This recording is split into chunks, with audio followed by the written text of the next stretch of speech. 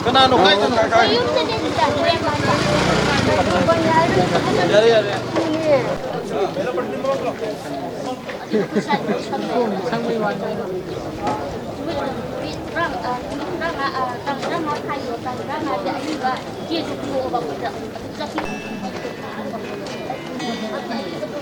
Kanano.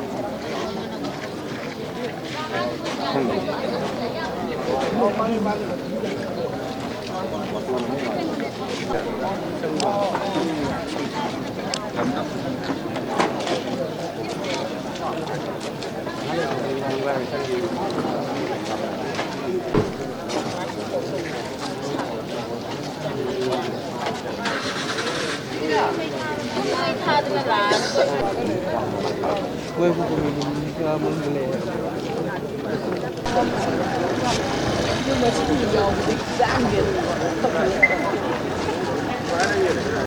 Pauze.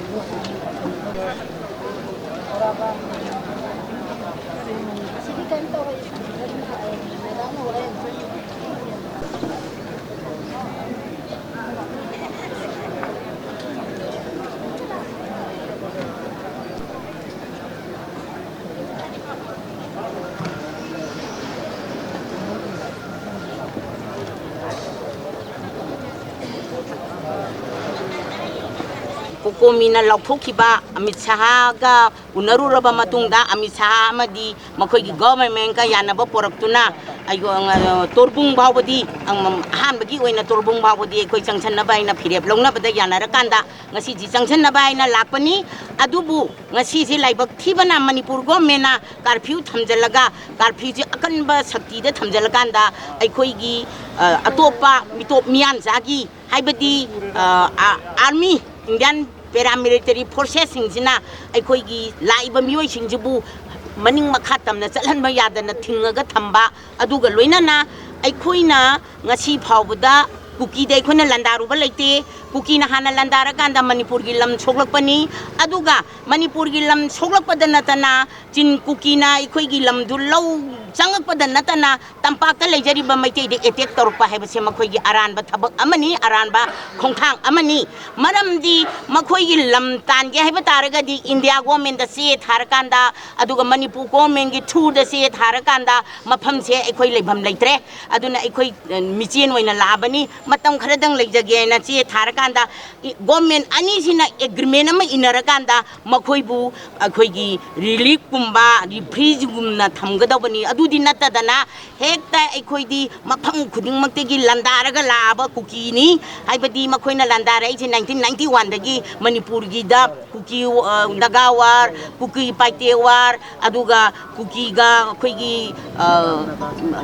assam da leiba ꯑꯗꯨꯒꯨꯝꯕ ꯖꯥꯇꯤꯁꯤꯡꯒ ꯂꯥꯟ ꯁꯣꯛꯅꯔꯛꯄ ꯑꯗꯨꯒ ꯍꯧꯖꯤꯛꯅ ꯃꯅꯤꯄꯨꯔꯁꯤꯗ ꯂꯥꯟ ꯁꯣꯛꯅꯔꯛꯄꯒꯤ ꯑꯗꯨꯒꯨꯝꯕ ꯍꯦꯕꯤꯠ ꯏ ꯊꯛꯅꯤꯡꯕꯒꯤ ꯍꯦꯕꯤꯠꯁꯦ ꯃꯁꯤ ꯑꯩꯈꯣꯏ ꯌꯥꯅꯤꯡꯗꯦ ꯑꯩꯈꯣꯏꯗꯤ ꯁꯥꯟꯇꯤ ꯑꯣꯏꯅ ꯂꯩꯕ ꯄꯥꯝꯖꯕ ꯑꯃꯒ ꯑꯃꯒ ꯅꯨꯡꯁꯤꯅꯔꯀꯥꯟꯗ ꯖꯥꯇꯤ 53ꯅ ꯄꯨꯜꯂꯒ ꯂꯩꯕ ꯃꯅꯤꯄꯨꯔꯁꯦ ꯑꯃꯠꯇ ꯑꯣꯏꯅ ꯍꯤꯡꯃꯤꯟꯅꯕ ꯑꯃꯠꯇ ꯑꯣꯏꯅ ꯉꯥꯛꯃꯤꯟꯅꯕ ꯑꯗꯨꯅꯤ ꯑꯩꯈꯣꯏꯅ ꯄꯥꯝꯖꯕꯗꯤ ꯑꯗꯨꯒ ꯑꯩꯈꯣꯏꯅ ꯁꯔꯀꯥꯔꯅ ꯃꯅꯤꯄꯨꯔꯒꯤ ꯃꯩꯇꯩꯗꯤ ꯆꯤꯡꯗ ꯀꯥꯕ ꯌꯥꯗꯦ ꯍꯥꯏꯗꯅ ꯂꯣ ꯑꯦꯟ ꯑꯣꯔꯗꯔ ꯑꯅꯤ ꯗꯤꯚꯥꯏꯠ ꯑꯦꯟ ꯔꯨꯜ ꯁꯥꯟꯅꯕꯗ ꯃꯅꯤꯄꯨꯔꯒꯤ ꯃꯩꯇꯩꯅ ꯀꯩꯗꯧꯅꯨꯡꯗꯁꯨ ꯔꯣꯜꯗꯨ ꯊꯨꯒꯥꯏꯔꯨꯗꯦ ꯇꯧꯕ ꯈꯛꯇꯕꯨ ꯑꯩꯈꯣꯏ ꯔꯨꯜ ꯑꯦꯟ ꯔꯤꯒꯨꯂꯦꯁꯟꯁꯤ ꯁꯦꯝꯃꯨ ꯃꯅꯤꯄꯨꯔ ꯍꯥꯏꯕꯁꯦ ꯆꯤꯡ ꯇꯝꯅ ꯁꯥꯕ ꯂꯝꯅꯤ ꯑꯗꯨ ꯑꯣꯏꯇꯥꯔꯒꯗꯤ ꯆꯤꯡꯗꯁꯨ ꯃꯩꯇꯩ ꯂꯩꯐꯝ ꯊꯣꯛꯏ ꯇꯝꯗꯁꯨ ꯇ꯭ꯔꯥꯏꯕꯁꯤꯡ ꯂꯩꯐꯝ ꯊꯣꯛꯏ ꯆꯤꯡꯗ ꯂꯩꯕ ꯇꯝꯗ ꯂꯩꯕ ꯆꯤꯡꯗ ꯂꯩꯕ ꯁꯤ ꯀꯣꯑꯣꯄꯔꯦꯁꯟ ꯄꯤꯅꯔꯒ ꯄꯨꯟꯅ ꯍꯤꯡꯃꯤꯟꯅꯖꯒꯦ ꯍꯥꯏꯕꯒꯤ ꯑꯗꯨꯒꯨꯝꯕ ꯄ꯭ꯔꯣꯁꯦꯁ ꯀꯌꯥꯗꯤ ꯂꯩꯈ꯭ꯔꯦ ꯑꯗꯨꯕꯨ ꯁꯔꯀꯥꯔꯅ ꯇꯥꯕꯤꯗꯗꯅ ꯉꯁꯤ ꯐꯥꯎꯕ ꯂꯥꯛꯂꯤ ꯇꯧꯕ ꯈꯛꯇꯕꯨ ꯍꯟꯗꯛ ꯇꯧꯔꯛꯏꯕ ꯊꯕꯛꯁꯤꯗꯤ ꯀꯅꯥꯒꯨꯝꯕꯅ ꯍꯥꯏꯔꯤ ꯅꯈꯣꯏꯅ ꯀꯔꯤꯒꯤꯗꯃꯛꯇ ꯑꯩꯈꯣꯏꯒꯤ ꯔꯤꯖꯥꯔꯚ ꯐꯣꯔꯦꯁꯇ ꯁꯥꯕ ꯑꯗꯨꯒ ꯄꯣꯄꯤ ꯊꯥꯕ ꯄꯨꯝꯅꯃꯛꯁꯦ ꯊꯤꯡꯉꯤꯕꯒꯤ ꯃꯔꯝ ꯀꯔꯤꯒꯤꯅꯣ ꯑꯗꯨꯒ ꯑꯩꯈꯣꯏꯅ ꯔꯤꯖꯥꯔꯚ ꯐꯣꯔꯦꯁꯇ ꯁꯥꯅꯤꯡꯕ ꯁꯥꯒꯅꯤ ꯆꯔꯆ ꯁꯥꯅꯤꯡꯉꯦ ꯁꯥꯒꯅꯤ ꯌꯨꯝ ꯁꯥꯅꯤꯡꯉꯦ ꯁꯥꯒꯅꯤ ꯍꯥꯏꯕꯁꯤꯗ ꯌꯥꯗꯕ ꯑꯗꯨꯒ ꯇꯛꯈꯥꯏꯔꯨꯕꯒꯤꯗꯃꯛꯇ ꯃꯁꯤꯒꯨꯝꯕ ꯃꯩꯇꯩꯗ ꯑꯦꯇꯦꯛ ꯇꯧꯔꯛꯄ ꯍꯥꯏꯕꯁꯤꯗꯤ ꯖꯥꯇꯤ ꯑꯃꯅ ꯖꯥꯇꯤ ꯑꯃꯗ ꯑꯦꯇꯦꯛ ꯇꯧꯒꯗꯕ ꯅꯠꯇꯦ ꯈꯣꯡꯖꯪ ꯂꯥꯜꯂꯤ ꯃꯁꯤꯗꯤ ꯁꯔꯀꯥꯔꯗ ꯇꯧꯒꯗꯕ ꯑꯦꯇꯦꯛꯅꯤ ꯑꯗꯨꯅ ꯁꯔꯀꯥꯔꯗ ꯇꯧꯒꯗꯕ ꯑꯦꯇꯦꯛꯁꯦ ꯑꯣꯟꯅꯔꯀꯥꯟꯗ ꯃꯩꯇꯩꯗ ꯇꯧꯔꯛꯄ ꯍꯥꯏꯕꯁꯦ ꯃꯩꯇꯩꯅ ꯇꯨꯃꯤꯟꯅ ꯀꯩꯗꯧꯅꯨꯡꯗꯁꯨ ꯂꯩꯔꯣꯏ ꯑꯗꯨꯒ ꯆꯍꯤ 8 ꯈꯨꯟꯇꯥꯛꯄꯗ ꯑꯩꯈꯣꯏꯒꯤ ꯃꯅꯤꯄꯨꯔ ꯃꯥꯡꯖꯈ꯭ꯔꯒꯁꯨ ꯃꯊꯧꯅꯥ ꯃꯔꯤꯡꯖꯦꯜ ꯂꯩꯕ ꯒꯝꯚꯤꯔꯁꯤꯡ ꯑꯃꯗꯤ ꯅꯔꯁꯁꯤꯡ ꯃꯆꯤꯟ ꯃꯅꯥꯎꯅ ꯇꯥꯟꯅꯔꯀꯥꯟꯗ ꯑꯩꯈꯣꯏꯒꯤ ꯂꯝꯗꯝꯁꯤ ꯀꯟꯈꯤꯕꯅꯤ ꯑꯗꯨꯅ ꯃꯇꯝꯗꯨꯗ ꯂꯩꯔꯝꯃꯤꯕ ꯄꯣꯠꯁꯤꯡ ꯑꯗꯨ ꯑꯩꯈꯣꯏꯅ ꯍꯧꯖꯤꯛ ꯐꯥꯎꯕꯗ ꯅꯤꯡꯁꯤꯡꯗꯕ ꯌꯥꯔꯣꯏ ꯑꯗꯣ ꯑꯩꯈꯣꯏꯅ ꯃꯇꯝ ꯈꯨꯗꯤꯡꯃꯛꯇ ꯃꯩꯔꯥ ꯄꯥꯏꯕꯤꯁꯤ ꯃꯩꯇꯩ ꯅꯨꯄꯤꯁꯤꯡꯁꯤ ꯃꯩꯔꯥ ꯄꯥꯏꯕꯤꯁꯤ ꯀꯔꯝꯍꯥꯏꯅ ꯇꯧꯗꯅ ꯂꯥꯛꯄꯅꯣ ꯍꯥꯏꯕ ꯇꯥꯔꯒꯗꯤ ꯂꯥꯏ ꯍꯥꯛꯇꯛꯇꯒꯤ ꯍꯧꯅ ꯃꯩꯔꯥ ꯄꯥꯏꯕꯤꯒꯤ ꯁꯛꯇꯤ ꯅꯨꯄꯤꯒꯤ ꯁꯛꯇꯤ ꯑꯗꯨꯝ ꯂꯥꯛꯑꯒ ꯂꯩꯔꯛꯏ ꯑꯗꯨꯒ ꯂꯣꯏꯅꯅ ꯃꯇꯥꯡ ꯆꯥꯕꯗ ꯋꯥꯈꯜ ꯈꯟꯕ ꯃꯁꯥꯒꯤ ꯁꯦꯜ ꯋꯥꯈꯜ ꯈꯟꯖꯕ ꯉꯝꯕ ꯃꯔꯅꯥꯏ ꯋꯥꯈꯜ ꯄꯨꯊꯣꯛꯄ ꯉꯝꯕ ꯃꯅꯤꯄꯨꯔꯒꯤ ꯅꯨꯄꯤꯁꯤꯡ ꯍꯥꯏꯕꯁꯤ ꯑꯩ ꯁꯦꯡꯅ ꯊꯝꯖꯒꯦ ꯈꯨꯗꯝ ꯍꯥꯏꯕꯕꯨ ꯊꯣꯏꯕꯤꯅ ꯃꯥꯒꯤ ꯈꯝꯕꯕꯨ ꯀꯟꯕ ꯃꯇꯝꯗ ꯀꯅꯥꯝꯗꯒꯤ ꯗꯤꯁꯤꯖꯟ ꯂꯧꯗꯅ ꯃꯥꯅ ꯃꯥꯌꯣꯡ ꯌꯥꯔꯀꯥꯟꯗ ꯀꯟꯈꯤꯕ ꯃꯁꯥꯒꯤ ꯗꯤꯁꯤꯖꯟ ꯈꯨꯗꯛꯇ ꯈꯟꯕ ꯉꯝꯕ ꯑꯗꯨꯒꯨꯝꯕ ꯃꯩꯇꯩ ꯅꯨꯄꯤꯁꯤꯡꯅꯤ ꯍꯥꯏꯕꯁꯤ ꯑꯩ ꯊꯝꯖꯒꯦ ꯑꯗꯨꯒ ꯂꯣꯏꯅꯅ ꯑꯩꯈꯣꯏꯅ ꯍꯧꯖꯤꯛ ꯆꯠꯊꯔꯛꯏꯕꯁꯤꯗ ꯃꯈꯣꯏꯅ ꯇꯥꯅꯤꯡꯕ ꯃꯐꯝꯗ ꯇꯥꯜꯂꯛꯄ ꯑꯗꯨꯒ ꯀꯨꯀꯤꯁꯤꯡꯒꯤ ꯌꯨꯝ ꯔꯤꯖꯥꯔꯚ ꯐꯣꯔꯦꯁꯇ ꯁꯥꯕ ꯑꯗꯨꯒ ꯆꯔꯆꯁꯤꯡ ꯑꯗꯨꯒ ꯄꯣꯄꯤ ꯊꯥꯕꯒꯤ ꯂꯝ ꯀꯣꯛꯊꯣꯛꯄꯁꯤꯡ ꯇꯛꯈꯥꯏꯔꯨꯕꯒꯤꯗꯃꯛꯇ ꯃꯅꯤꯄꯨꯔ ꯇꯝꯄꯥꯛꯇ ꯂꯥꯟꯗꯥꯔꯛꯄ ꯌꯥꯔꯣꯏ ꯃꯔꯝꯗꯤ ꯃꯅꯤꯄꯨꯔꯒꯤ ꯆꯤꯞ ꯃꯤꯅꯤꯁꯇꯔꯅ ꯃꯅꯤꯄꯨꯔꯒꯤ ꯇꯝꯄꯥꯛꯇ ꯇꯥꯕ ꯇꯝꯄꯥꯛꯇ ꯂꯩꯕ ꯂꯝ ꯈꯣꯠꯆꯜꯂꯨꯕ ꯌꯨꯝ ꯁꯥꯖꯜꯂꯨꯕ ꯃꯌꯥꯝ ꯑꯃ ꯇꯛꯈꯥꯏꯕꯁꯦ ꯃꯁꯤ ꯃꯤꯌꯥꯝꯅ ꯈꯪꯅꯔꯕ ꯋꯥꯅꯤ ꯃꯁꯤ ꯀꯨꯀꯤꯅꯁꯨ ꯈꯪꯐꯝ ꯊꯣꯛꯏ ꯍꯥꯏꯕ ꯋꯥꯐꯝꯗꯨꯅꯤ ꯑꯩꯅ ꯊꯝꯖꯔꯤꯕ ꯑꯗꯨꯅ ꯉꯁꯤꯁꯤ ꯀꯔꯤꯅꯣ ꯍꯥꯏꯕ ꯇꯥꯔꯒꯗꯤ ꯉꯁꯤꯁꯤ ꯑꯩꯈꯣꯏꯒꯤ ꯂꯝ ꯃꯥꯡꯈ꯭ꯔꯤꯕꯁꯦ ꯃꯇꯦꯛ ꯍꯟꯗꯣꯛꯅꯕꯒꯤ ꯈꯣꯡꯖꯪ ꯆꯪꯁꯤꯜꯂꯛꯄꯗ ꯑꯩꯈꯣꯏꯁꯤ ꯇꯣꯔꯕꯨꯡ ꯐꯥꯎꯕ ꯆꯪꯁꯤꯟꯕ ꯑꯗꯨꯒ ꯃꯁꯤꯗꯒꯤ ꯑꯩꯈꯣꯏ ꯐꯤꯔꯦꯞ ꯑꯃ ꯂꯧꯅꯕ ꯍꯥꯏꯗꯅ ꯑꯃꯤꯠ ꯁꯥꯍꯒ ꯋꯥꯔꯤ ꯁꯥꯟꯅꯔꯨꯔꯕ ꯃꯇꯨꯡꯗ ꯀꯣꯀꯣꯃꯤꯒ ꯌꯥꯅꯔꯒ ꯂꯥꯛꯈ꯭ꯔꯕ ꯄꯣꯠꯇ ꯉꯁꯤ ꯃꯅꯤꯄꯨꯔ ꯁꯔꯀꯥꯔꯅ ꯑꯩꯈꯣꯏꯒꯤ ꯀꯥꯔꯐ꯭ꯌꯨ ꯊꯝꯖꯤꯜꯂꯀꯥꯟꯗ ꯄ꯭ꯔꯖꯥ ꯆꯪꯕ ꯌꯥꯗꯅꯕ ꯍꯣꯠꯅꯔꯛꯄ ꯃꯁꯤ ꯂꯥꯏꯕꯛ ꯊꯤꯕꯅꯤ ꯃꯅꯤꯄꯨꯔꯒꯤ ꯂꯥꯏꯕꯛ ꯊꯤꯕ ꯅꯠꯇꯦ ꯃꯩꯇꯩꯒꯤ ꯂꯥꯏꯕꯛ ꯊꯤꯕ ꯅꯠꯇꯦ ꯁꯔꯀꯥꯔꯒꯤ ꯂꯥꯏꯕꯛ ꯊꯤꯕꯅꯤ ꯑꯦꯗꯃꯤꯅꯤꯁꯇ꯭ꯔꯦꯁꯟ ꯁꯣꯏꯔꯦ ꯍꯥꯏꯕꯁꯤꯅꯤ ꯑꯩꯅ ꯊꯝꯖꯅꯤꯡꯉꯤꯕ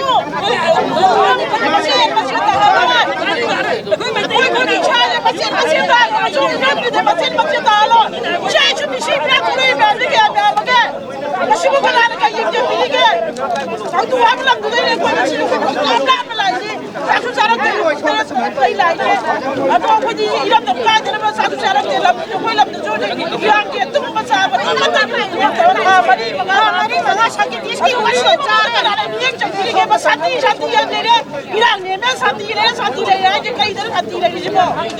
거기 방금은 아니 하자들이면 수원 사자하고 이제 사티래는 인데래 이제 하나 가이 차이서 없는 시험지 아주 없는 샷비도록 그러봐 아주 그저 아주 나빠야 거기 맞다 놓이 Kana tako maga semua lagi mana ni? Jadi ada tako maga tako maga semua lo. Video ni yang kita hore. Tolong ngam khoi la ke ba. Tolong ma ja dong ngam khoi la ke ba. Tolong da de theng ma se ba. Lan je. Sida na to chong ji. Ani ki nong na sida na je. Tolong de la. Imagine. Sila baka. Bakiri betul tu je. Lambat tu pun lagi ni.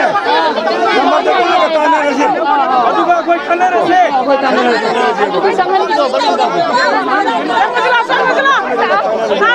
Berek se torubumbo hanto haibani.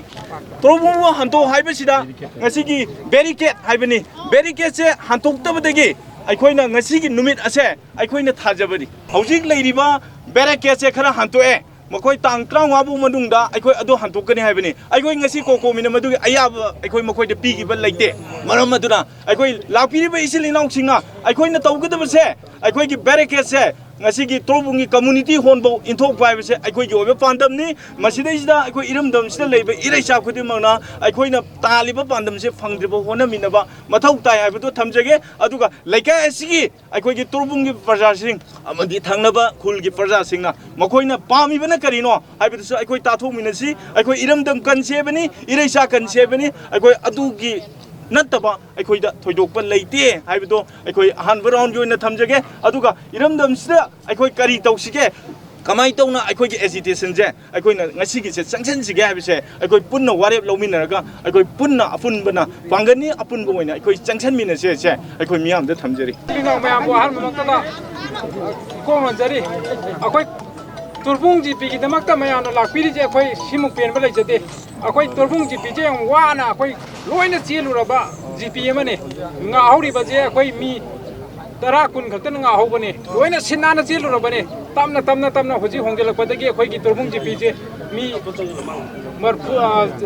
300-400-500 ꯁꯨꯖꯔꯦ ꯑꯗꯨꯒ ꯑꯩꯈꯣꯏ ꯏꯆꯤꯜ ꯏꯅꯥꯎꯒꯤ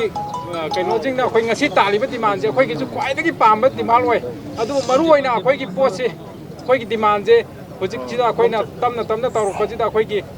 ꯃꯤ ꯇꯥꯕ ꯌꯨꯝ ꯆꯥꯛꯇꯕꯁꯤꯡꯁꯦ ꯑꯩꯈꯣꯏꯅ ꯍꯣꯡꯖꯤꯜꯂꯛꯅꯕꯒꯤꯗꯃꯛꯇ ꯑꯩꯈꯣꯏ ꯁꯤꯟꯕ ꯂꯥꯡꯕꯁꯦ ꯀꯟꯅ ꯍꯧꯔꯤꯉꯩ ꯃꯇꯝꯁꯤꯗ ꯑꯩꯈꯣꯏꯒꯤ ꯁꯤꯒꯤ ꯄꯣꯠꯁꯤꯁꯨ ꯑꯃꯨꯛ ꯑꯩꯈꯣꯏꯒꯤ ꯀꯣꯀꯣꯃꯤꯒꯤ ꯑꯩꯈꯣꯏ ꯏꯆꯤꯜ ꯏꯅꯥꯎꯁꯤꯡꯅ ꯁꯤꯟꯕꯤꯔꯛꯄꯗꯒꯤ ꯑꯩꯈꯣꯏ ꯃꯇꯦꯡ ꯄꯥꯡꯁꯤꯜꯂꯛꯄꯁꯦ ꯑꯩꯈꯣꯏꯁꯨ ꯈ꯭ꯋꯥꯏꯗꯒꯤ ꯐꯔꯦ ꯁꯤꯒꯤ ꯆꯦꯛ ꯇꯧꯔꯤꯕꯁꯦ ꯑꯩꯈꯣꯏ ꯇꯣꯔꯕꯨꯡ ꯖꯤꯄꯤꯒꯤ ꯇꯪꯈꯥꯏ ꯆꯟꯒꯗꯣꯏꯅꯦ ꯍꯧꯖꯤꯛ ꯍꯥꯏꯔꯤꯕ ꯖꯒꯥꯁꯤꯗ ꯍꯥꯟꯅ ꯂꯩꯔꯤꯁꯦ ꯃꯆꯤꯟꯗꯅꯦ ꯇꯪꯈꯥꯏ ꯌꯧꯒꯗꯣꯏꯅꯦ ꯁꯤꯒꯤꯁꯤꯗꯤ ꯈ꯭ꯋꯥꯏꯗꯒꯤ ꯐꯕ ꯑꯃ ꯑꯣꯏꯔꯒ ꯑꯩꯈꯣꯏ ꯇꯣꯔꯕꯨꯡ ꯖꯤꯄꯤꯒꯤ ꯏꯆꯤꯜ ꯏꯅꯥꯎ ꯃꯌꯥꯝꯅ ꯑꯩꯈꯣꯏꯒꯤ ꯃꯅꯤꯄꯨꯔꯒꯤ ꯄ꯭ꯔꯖꯥ ꯃꯌꯥꯝꯗ ꯍꯥꯏꯖꯅꯤꯡꯉꯤꯁꯦ ꯁꯤꯒꯤ ꯊꯕꯛꯁꯤꯅ ꯃꯥꯏ ꯄꯥꯛꯈ꯭ꯔꯒꯗꯤ ꯑꯩꯈꯣꯏꯁꯦ ꯌꯥꯝꯅ ꯑꯐꯕ ꯑꯃ ꯑꯣꯏꯒꯗꯣꯏꯅꯤ ꯑꯗꯣ ꯀꯔꯤꯒꯨꯝꯕ ꯃꯥꯏꯊꯤꯔꯒꯗꯤ ꯑꯩꯈꯣꯏ 300-400 ꯂꯩꯔꯤꯁꯦ ꯑꯃꯨꯛ ꯈꯤꯇꯪ ꯐꯤꯕꯝꯁꯦ ꯈꯤꯇꯪ ꯂꯨꯕ ꯐꯤꯕꯝ ꯑꯃꯗ ꯂꯩꯕ ꯑꯗꯣ ꯃꯌꯥꯝꯅ ꯇꯥꯊꯣꯛ ꯇꯥꯁꯤꯟ ꯇꯧꯔꯀꯥꯟꯗ ꯑꯩꯈꯣꯏꯒꯤ ꯊꯕꯛꯁꯦ ꯇꯧꯕ ꯇꯧꯗꯕꯗꯣ ꯃꯌꯥꯝꯅ ꯂꯦꯞꯄꯤꯔꯀꯥꯟꯗ ꯑꯩꯈꯣꯏꯒꯤꯁꯦ ꯉꯝꯒꯅꯤ ꯍꯥꯏꯔꯒꯗꯤ ꯑꯩꯈꯣꯏ ꯑꯣꯟꯁꯤꯟꯃꯤꯟꯅꯁꯤ ꯑꯗꯨꯒ ꯑꯩꯈꯣꯏꯒꯤ 300-400ꯁꯦ ꯈꯤꯇꯪ ꯂꯩꯊꯣꯔꯛꯄ ꯑꯃꯨꯛ ꯅꯧꯅ ꯑꯃꯨꯛ ꯍꯧꯔꯛꯀꯗ꯭ꯔꯥ ꯍꯥꯏꯕꯁꯦ ꯑꯩꯈꯣꯏꯗ ꯈꯤꯇꯪ ꯆꯤꯡꯅꯕ ꯂꯩꯖꯩ ꯑꯗꯨꯅ ꯃꯌꯥꯝꯒꯤ ꯋꯥꯔꯦꯞꯇ ꯑꯩꯈꯣꯏ ꯆꯦꯟꯕ ꯂꯩꯖꯗꯦ ngasi bawda akoi mang tharaga sigene laijari bam akoi gi torbung bazagi chini naw mayam dazu mayam na thongna hapiyo adu hairaga akoi kokomi chini naw ge khanara afaba thapda tomina jara manipur kannaba akoi gi manipur gi saktam kannaba manipur gi intigiri kannaba lembi rakliba akoi gi sinaw imai ben khudimapu kokomi site gi ikai kunukuna koknu khurumjari aikhoina na lak thokiba tang kuthra gi kaino tu loi gira hojikti लोगिनो मरम मरगा दुगी मतुंगा खै कैनोसी था बरा लाखनि मतमजी थारगा लाखनि अदैदा खैना नाल उनरु मतमदा याम नांगकपा ब थोकबाय तारे असोन सेंट्रल गवर्नमेंट सिवा याबा खरा लाखबा अदो हंदोन जिन खरा तौनी खोनि ना हाइबदगी अदुगु खरा लेबदगी अखोइना फरेना ngasibo ngai लाखपनि ngai लाबदे कमाय दोदा हंदोकपसे हाना लेरम फिबम दुदगी चौराना मीटर चानी मुक्ति हंदोमे मोइना ngasiजे आना मोसे थममदगी हाइतारे कोइ चांगा दुगी येंगोबनी तो मयाम खोय अमुक येंमिनरो याय अदु मखोयगी खुनगी अपाम खरसु खोय तासि हाइदना अदा अखोयगी कोकोमी गो इन लेखिबो वारेपि अखोय कमाई तौबनो हाइबदा अखोगी हाइरिबा तोरुमुंगी केनोदा कम्युनिटी होनबो अखोई मधुबौदा हनोपियोना हाइदन लाकपनेबा अखोगी ओइना दा केनो तोरे सिगे हाइबा तोरुमुंदो लेरे मतुंगना अखोई ngरang मुखोई सिदा लागांदा नोइगा पांबा करिनो अमु हांगेबो खोइना लेकाई सिगा पांबा सि हांगदबा यादबनिना हांगबसिदा मखोइना ngरang मुक नुदांग मुख जुम खनरगांदा खरा हंदोबिनो मोय खदा खरा फारे खरा साफरगद्रा कैगुंबा खोइना संगेम मिसरंग मौद्रगदी मासा हाइदो अदुंबा अकीबा खल लयना खोइदो फोंगदोबा अदो खोइगी मोती कोकोमिगी मोत मतुंगिनदि मोय थमिसि अखोइदि तुरुबु हंदोन बाइजे अखोइगिदि लेखरो पोनी हाइबने खोइना सिमन लैरा खोइदा अदे अमना ngasi kangi अखोइ ngasai changminरबा एसपी अदि तोवा गवर्नमेंट की अथॉरिटी हाइतारे बखोइना हाइबना हौजी खरा हंदोबदिना नोइना पाबै पोसे अखोइ कंबाइबा असिबौदि हंदोनबा तौरगे हौजी किनोदगी लौरगा मसी नो यारगदि डेट लाइन अमा फिक्स तौरसि डेट 15 भौ तौबिरो अदु बुगदा एक्टिविटी म पेरगा नोइ हाइबा तुरबुंगी कम्युनिटी होंदो अदु हदोगे हाइबनेबा मदा मयामना मसी तौसिरा तौरसिरादि खोइ म्यांगी फिरेप ओइसेबा अखोइ लेपोएबा खोइ सुरे लेपोय नोइ म्यांगी अपाम तखाइसि Ako, akaya harga ako miyam lemina sit, adi yare masih maya ko mena hai aktivitas nimit, ngai kom tu kata ko loy bukta oba, wang gang tu loy bukta oba, akan kan hai ti lebak kan tu thol ko mina, akan kan tu terkati lebak mang kani, siapa tu kalau, ko ik kunai se, kana mangal lei, ako masih kana tu mangan mangak ni, hujung siapa tu mang thol kena hujung, ako siapa yang berfirman lei, asyik ko ibakan kan tu minum matam wira. Kaino kai khajal lan khoi masen khajal be lawnir bisi kaino tibu lebak kan do tholairo lila yeng ro khoisibo khoi wa khan khanbam chang khuje aduna khoina warep lo matamda yam chumna warep lo mathok tai aina haijabudi hauji gomen haibdi iluisira injira haibe lebe hangai didi ani mungda apa ba majority of the sacheba adu chumoidro moida ultimatum pira that 15 ronga birona masi yaroi अखोई गसिमक तौगदमनि हाइबदो अदु ओरगना मदु खोइ तौग तारे हाइबनि मदुरा खोइ कोकोमिनि चेलोय हाइबनि हाइजरदि मदम मयाम वरेप लोमिना सि हाइबो फमजे मयाम थमजे मयाम आई सामक तोरबुंदगिनि अखोइ तोरबुंदा तांग अहुमदगि इरांग हौरागा अखोइ government साइडदगि नत्रगना प्रजागी section साइडदगि खोइ मतेंग अहानबा अखोइ तोरबुंगी GP दा पांगसे अखोइ कोकोमि इस्नाउजिंगने हाइबि मयाम सिमतंग थाजबिउ हाइबदि अखोइ नंगरांग नुगिंदा अखोइ ngasi खनरिबा सि खोइ ngरांग दिनि खोइ कोकोमिगी खोइ तामुसिंगा खनजै खनरबा मतुंगसिदा अखोइ सोल्यूशन लाइजदी नुंगांगी पुंग बारोदनी मयाम सिनो लाइव सोल्यूशन सिजु तसेंगना ओनली आउट ऑफ 100 ता 20% खतनी गवर्नमेंट दगी मोय खोंग सुदांग थांग दाबदी आरो खोइजु ओइदा बगांग रि मयाम दा लाना लमजि तो इरांग हुजु फते खोय अदु मखोय खोंग मचा मतंग थांगी बा खोंग से थांग बा हौरिबा मते खरसे थांगबदा अखोयगी प्रजा अखोयना किजरिबदी ख्वाइदगी जगह तोना लैबदा खोय नुपी अंगांसिंग यावना खोय मी चाटे चनिपान खोय नौना होंजनबा हौरेबा इरांग जे हौरो कांदा मोयसिंग जे रिलीफ कैम्प दगी वाना लैरु पोतो खोयना सिनजरगा नौना होंजनबा हौरिबा पोचे खोय सुमाइना मयाम जुना खोय थुगाइरगा नमगाइरगा खोयसिना लेंदना ngaga लैबोदि फै थुगाइरमगा अमुका म हनगिदो बोदि खोय अवाबा ताहौगदा हाइबगी खोय चिंगना बखतनी मसिदा खोय तसेंगना को हानादगी खोय वॉलंटियर लैरिबसे तांग अहुमदगी इसामसु रिलीफ कैम्प दा मिंग चंदे इचा नारबो ngasimak aigi isagi achawmani ai isamak ngasi chatribani तसेंगना को अखोई तोरबुंग जे ngasi बक लेंगना लैरि खोई ngaga लैरि सेदा थेंगनरि से खोई वॉलंटियर खोई हुमजा मरफुंग लै को सेदा लेंगना लेहौबना खोई तौरिबनेबा अदो हाजि हौरिबा हाजि लास्ट डिसिजन मयाम दा खोइना हाइजनिंगिदि खोई तोरबुंग gi साइड तक इंथोक पिगनोबा अखोई दे हाजि ngarangi गवर्नमेंट gi ओइबा कोकोमि चिनाउसिंगना तानबिदना अखोई कैगुम गवर्नमेंट साइड तगी अखोई स्टेट पुलिस खरा डिप्लॉय तो हाइबदो तहलनी हाइदना ngarang nungdang maktada moi personal खरा थाबिरे प्लस अदुगा मोइगी जगह मते खरा खोइना पामिबा मेन रोड से मसिमा थांदा बिरेबा अदो सी गैसिना अखोइ अपेनबदि सेंगना सुंगै लैजदे लाक्पिरिबा मयामना सिगी पोचिदा अखोइना पामिसे अखोइगी खतगी डिसिजन नतबा सि मैतै पुमगी मणिपुर प्रजा पुमगी इरांगनेबसे खोइगी बाउंड्री सिबु तोरबुंग प्रजा न खतंग गाव हाइबा लैब्राबा अखोइ बाउंड्री दिसे बाउंड्री सिबु अदुना सिगी पोचे ओइबनिना मयाम द फिरेम तो चाप मनना लौबुदा तोरबुंगी सिनाउदी कुकुमिने लेपिबा लाक्पिरिबा प्रजा मयाम ने लेपिरिबसिदा खोइ चाप नुन लैजरे हाइबसे खोइ मांग थारा चचगे चाप नुजरे मयाम द थमजरी ऐ साइलो सुंदरगी अखोइगी अखोइ माइथीबा यारोय हाइबे थौना लिंजेन दुगा लोइनाना ngasi अखोइ मयामगी ngasi Torbung बंगागी मफमजिदा अखोइ योक्सनजरपने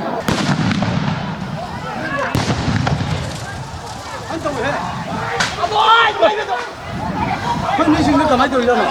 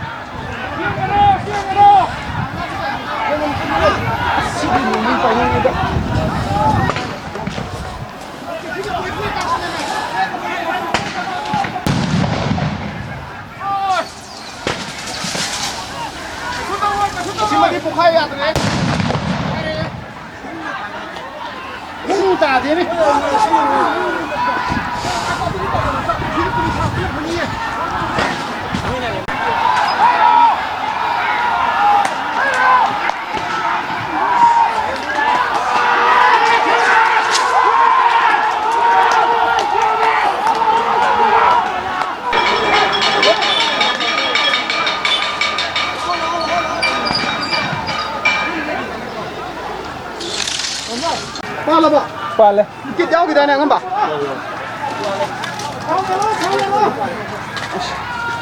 Chị này phải xem là gì? Masih suwe ba. Chị thấy ao đâu bên đấy chị? Bên đây sao thấy ao? Aku hati tu jauh gini. Bên đây sao đâu ba? Kita bro, kita dah tahu bro. Aduh bukit sangri. Saruna tu hendak piwa ba. Aduh ni istri aku silap cera ke ba. Kangwai pasal bongse. Jaga sih. Aduga sana kai ko wa ko jondo. Koi miyam. Cera ka si kau pun si kau pun. Aku saya ini aku ko do ke ba. Miyam aku tu jauh sida. Aku cakap dalam mobil cek. Macam kau bukan miyam di sini sama ba. Hari ni macam macam. Adagi ani Handu yang hari ni aku miyam ni ke ani subo point da akhoi sarawaina mathak thumbu fauna raga tang achupu manungda torobungi competition yogani je amu exercise to biro ground situation da sigi Anong di ba lagi le right photo. Kayo.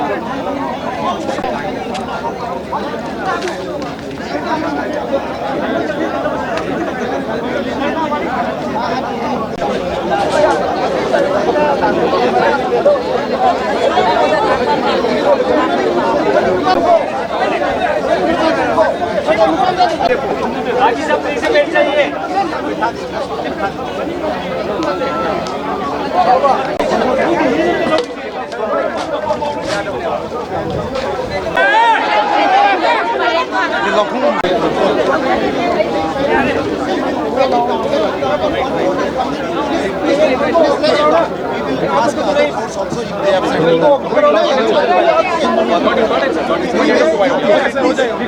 एक बार देखिए उस तरफ को कितना बोल देंगे उनको request कर लेंगे उनको नीचे कर दिया जाएगा दे दीजिए तो एक दो मिनट आप यहाँ पर करेंगे हम पकड़ के रखेंगे आप ꯉꯥꯏꯍꯥꯛꯇꯪ ꯂꯦꯞꯄꯤꯌꯣ ꯑꯩꯈꯣꯏꯒꯤ ꯋꯥꯔꯤ ꯁꯥꯟꯅꯕꯒꯤ ꯄꯥꯎꯗꯝ ꯃꯗꯨ ꯉꯥꯏꯍꯥꯛꯇꯪ ꯃꯤꯅꯤꯠ 5ꯗꯪ ꯇꯝꯖꯅꯕꯒꯤꯗꯃꯛꯇ ꯇꯥꯟꯖꯥ ꯂꯧꯖꯒꯦ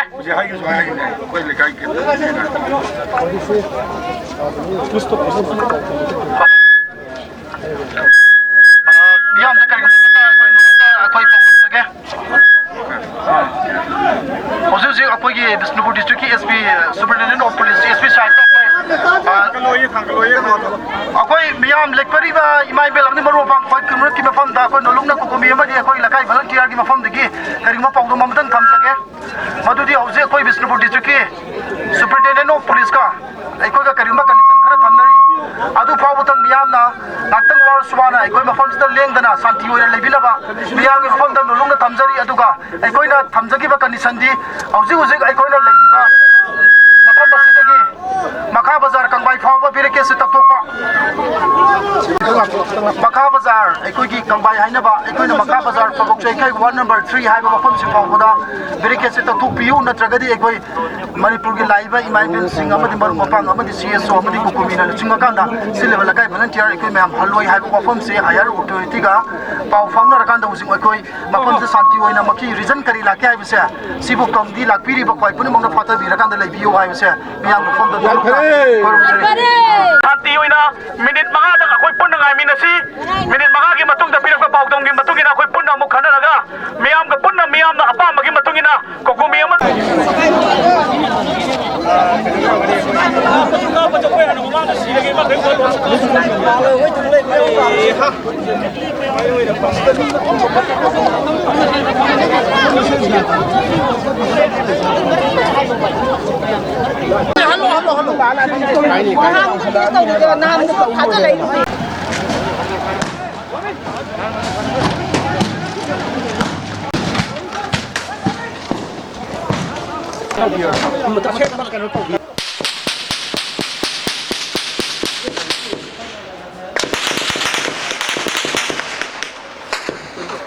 给这边。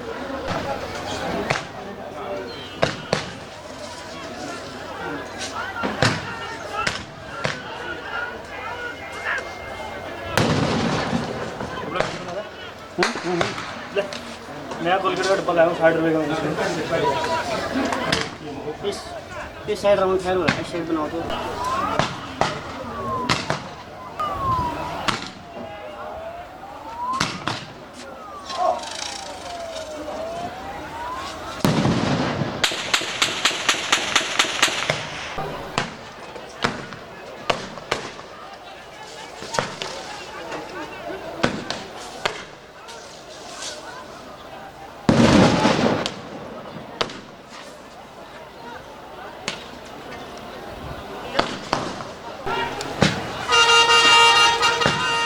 उस साइड घुस गए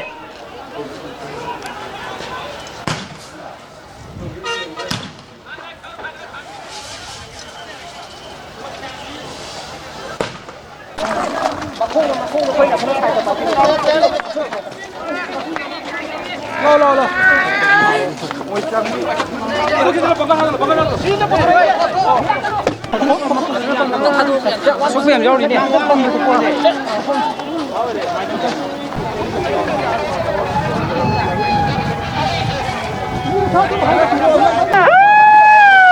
Manito kita untuk dia. Aduh, sebelum saya.